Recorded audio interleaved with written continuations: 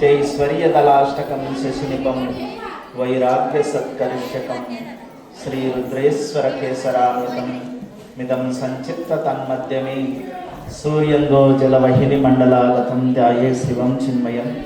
प्रप्रथम సామాజిక సమర్థ రథయాత్రలో భాగంగా వేదికపై ఆశీనులైనటువంటి పెద్దలకు, నాయకులకు, అలాగే నరసింహమూర్తి గారికి, ఈ పెద్దలందరికీ కూడా, కార్యకర్తలకు, సంఘ కార్యకర్తలకు, పరిషత్ పెద్దలందరికీ కూడా శత నమస్కృతులు తెలియజేసుకుంటూ, ఇవల్ల సామాజిక సమర్థ యాత్ర కార్యక్రమంలో భాగంగా సువాసిని పాదపూజని మన పెద్దలు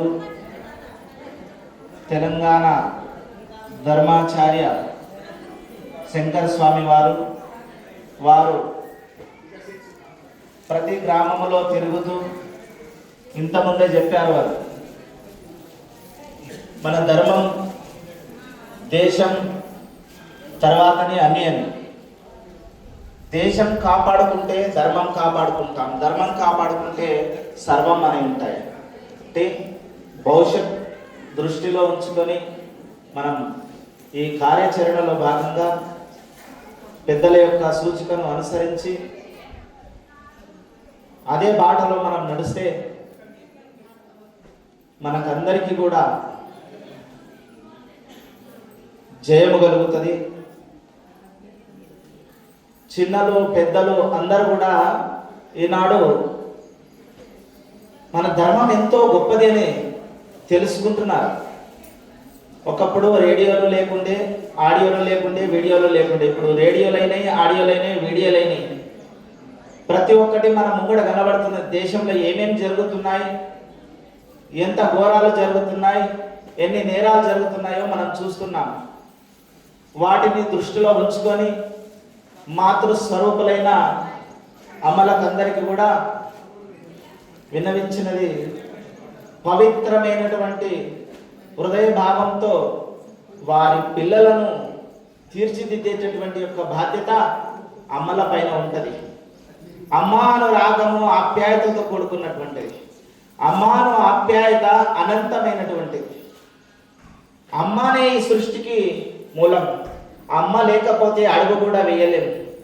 ఈ భారత మాత అమ్మనే, గంగామాత అమ్మనే, గోమాత అమ్మనే, సరస్వతి మాత అమ్మనే, లక్ష్మీమాత అమ్మనే, విశ్వమాత అమ్మనే.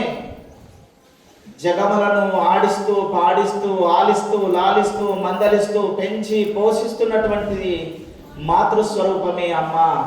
ఆ అమ్మ రూపంలో ఉన్న మీ అందరికీ కూడా అనంతమైనటువంటి దేవి యొక్క అనుగ్రహం ఉన్నది కనుకనే ఈనాడు ఇంత మంచి మహాత్ములు ఇక్కడ ఇంత మంచి అమ్మల ముంగట సువాసిని అనేటటువంటి పాద పూజ ద్వారా మనం ధర్మాన్ని తెలుసుకోవడానికి ఇది ఒక మంచి చక్కటి అవకాశం. వందే మాతరమన్నా గొంతు మనదిరా అని అల్లూరి సీతారామరాజు నడయాడిన పుణ్యభూమి. కులాలకు, మతాలకు అంటరాని తనాన్ని దూరం చేసిన భారత రాజ్యాంగాన్ని, భారత రాజ్యాంగాన్ని డాక్టర్ బాబాసాహెబ్ అంబేద్కర్ అందించినటువంటి పుణ్యభూమి.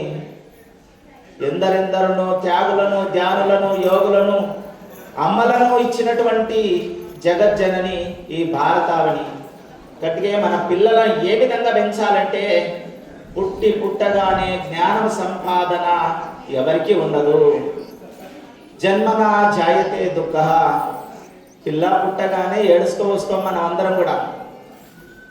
ఆఖరికి జీవితం అంతా పోయేదాకా కూడా ఏడిపే ఉంటుంది. ఈ ఏడుపులో నుంచి, ఆర్పులో నుంచి ఎవరో ఎక్కడికి వెళ్ళో వచ్చి మనను బాధిస్తుంటే, మన మౌనం వహిస్తుంటే రేపు మన పిల్లలకి కష్టాలు వస్తాయి. ఆ కష్టాల నుంచి నివారణ కావాలంటే మనం ఇప్పుడు హుషారు కావాలి.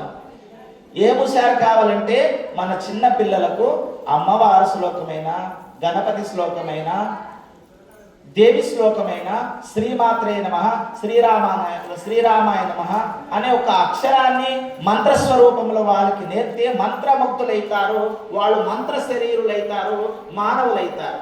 ఆ విధంగా మనం పిల్లలకు నేర్పని కారణంగా ఇలాంటి గురువులు మన ఇళ్ళకి ఎప్పుడన్నా వచ్చి చెప్పారా? చెప్పారా?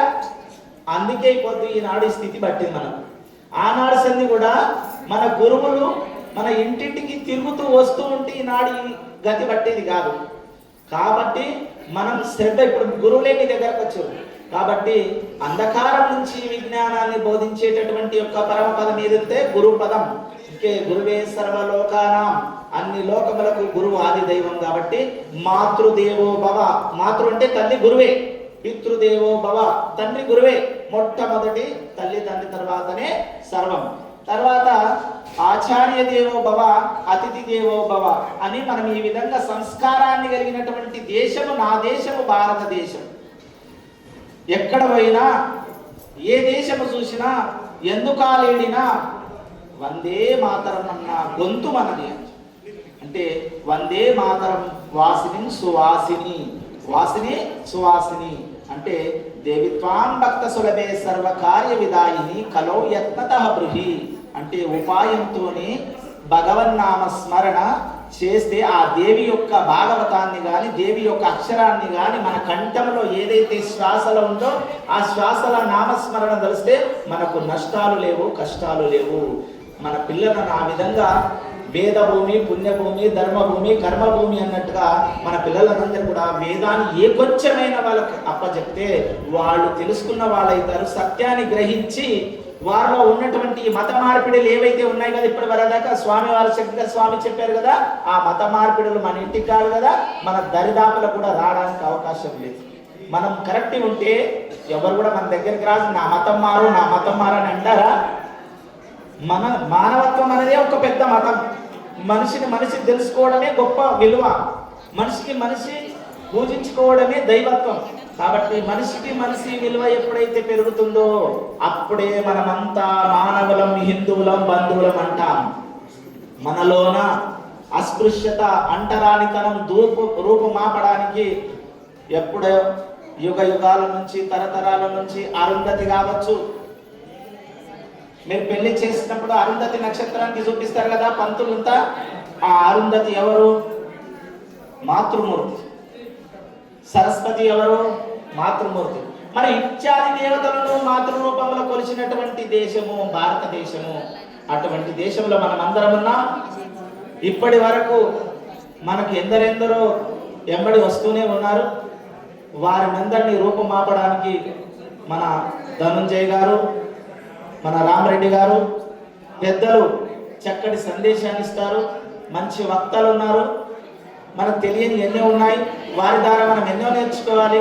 కాబట్టి మాతృస్వరూపులైన అమ్మలు, అయ్యలు అందరూ కూడా ఆ యొక్క దేవి భగవతి అనుగ్రహం సదా సర్వదా ఉండాలని తెలియజేసుకుంటూ మీకు మాకు సత్సంబంధమైన అనేకమైనటువంటి భగవత్ అనుగ్రహం ఉండాలని ఆ దేవాది దేవుడైన సర్వేశ్వరుని వేడుకుంటూ ఓం తత్సత్. జై శ్రీరామ్. భారత్ మాతా కీ, భారత్ మాతా కీ, భారత్ మాతా కీ. హరి.